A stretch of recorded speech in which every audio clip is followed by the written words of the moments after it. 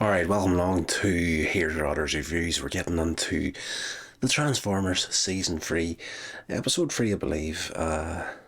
Five Faces of Darkness, Part 3. A lot going on in this episode. That's what I've found with this series so far. A lot of stuff getting crammed into each story here is like it's almost as if they're covering a little too much ground at times in the episode. It's kind of hard to lose your way in it, but the last we seen was the Autobots escaping the Quintesson planet, and if you see me freaking out once or twice, there's a fly here trying to annoy my happiness. So yes, they escape the planet just as it explodes. Unfortunately, the Autobot rescue ship gets destroyed as well. So the Autobots are flung into space, and they eventually land on the planet Goo, I want to say it's called, where there's this giant machine. Like it's almost like the scrap planet that we seen in the Transformers the movie, only the surface is all this like sludgy, slimy goo sort of stuff. And there's this huge machine going around, and it's sucking up the metal and garbage that's on the surface and kind of recycling it, and poor Springer gets ripped into the machine and destroyed at one point. But we're in the series now, we're no longer in Transformers the movie, so they'll get hold of him and rebuild him eventually. Doesn't happen in this episode. So the Autobots are on there, Rodimus Prime, Ultra Magnus Cup, the aerial bots are there as well. RC, like I'm not going to name all the Transformers, but it's a small group that's in there. They're trapped there for the remainder of the episode. We get to see Galvatron going on his first spree in this episode as well. He's been rescued by Cyclonus and Scourge and the Sweeps, and they hear word that there's this space platform as a first defense for Earth, so they go through this warp gate to get there and take that out in short order. And they come across the ship carrying Blur and Wheelie, that their mission they were given episode 1 was to go to Earth with a transformation cog for Metroplex.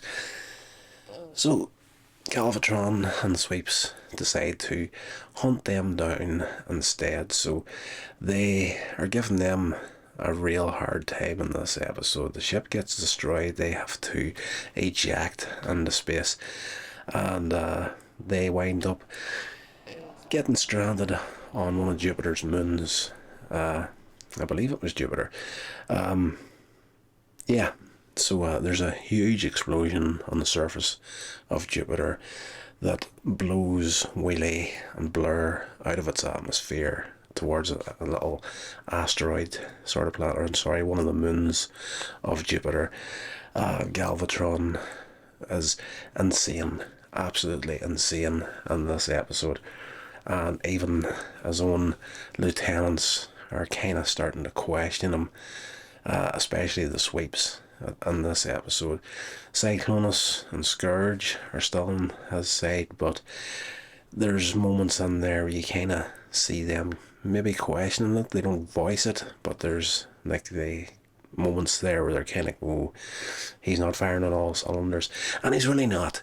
To skip ahead, well, not really skip ahead, but the Galvatron in this series is actually bananas. He's not all there after the events of Transformers the movie, and it becomes apparent later on in the season, and that's the reason for me why the character of Galvatron in my mind was never as good as Megatron was, because Galvatron will do some mad stuff, like off the scale crazy, and doesn't worry about the consequences because of his mindset.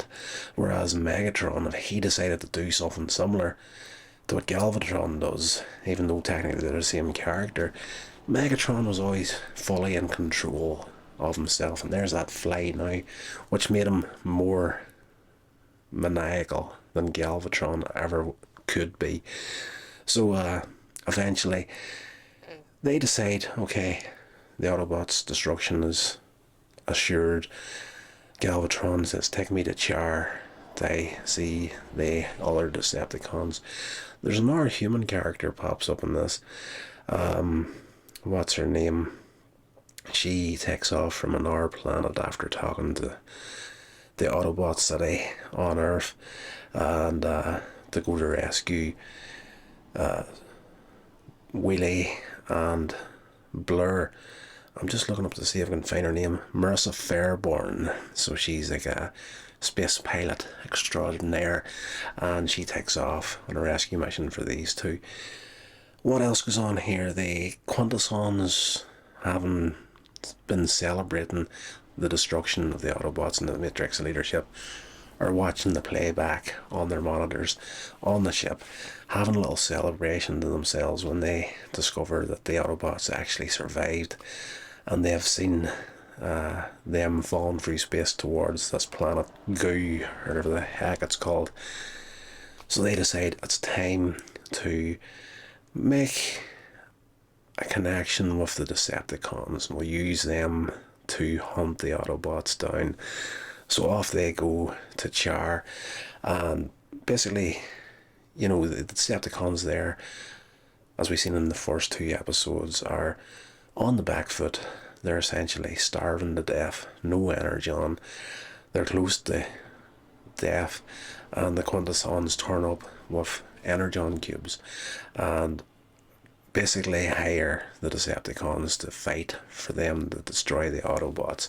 The only one that's not convinced, though, is Blitzwing. He remembers the Quintessons, but he can't recall 100% from where or how he knows them, but he knows that they can't be trusted. So they take a vote, and all the Decepticons decide to go with the Quintessons, apart from Blitzwing. So they leave the planet and leave Blitzwing on his own, at which point Galvatron shows up with Cyclone's Scourge and the sweeps, inquiring where's my Decepticons, and he tries to explain, but again can't recall who these creatures are, these ancient creatures who can't be trusted. So Galvatron decides, right, let's go hunt these guys down, we'll destroy the usurpers and reunite the Decepticon army, and then we'll rebuild our empire. So off they go on the hunt for the Quintessons, and the episode closes out back in this planet Goo, where Rodimus Prime and Ultra Magnus and everybody there, they've worked out there's like this force field that's keeping the planet, all the surface, like sticky and whatnot, and gathering up all this garbage. If they can shut that down, the surface will become brittle, and they can, you know, break their way off the planet. At which point the Quintesson ship shows up in the atmosphere, the doors open on it, and a fully energized Decepticon force pile out into space and start an attack on the Autobots on the surface of the planet.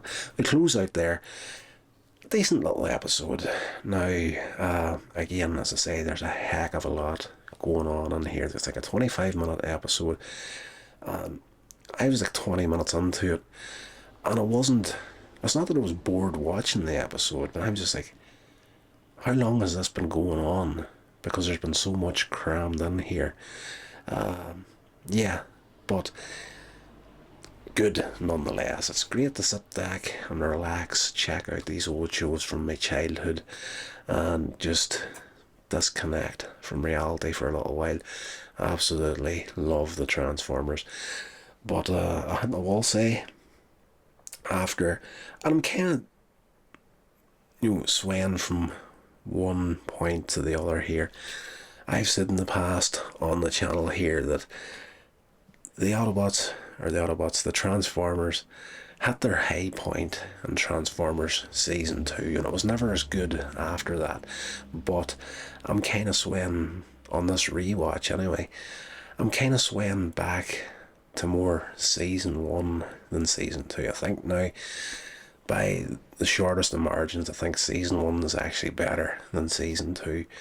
But regardless, after those 2 seasons and after Transformers the movie, was never as good a show as what it was, although there is some good stuff in season 3. Right, that's going to do it for this episode. I hope you enjoyed it. Hit that subscribe button, like the video, share it along, do all that good social media stuff. If you're listening to the podcast, I hope I haven't bored you too much. And until the next one, stay safe, and I will talk to you all then.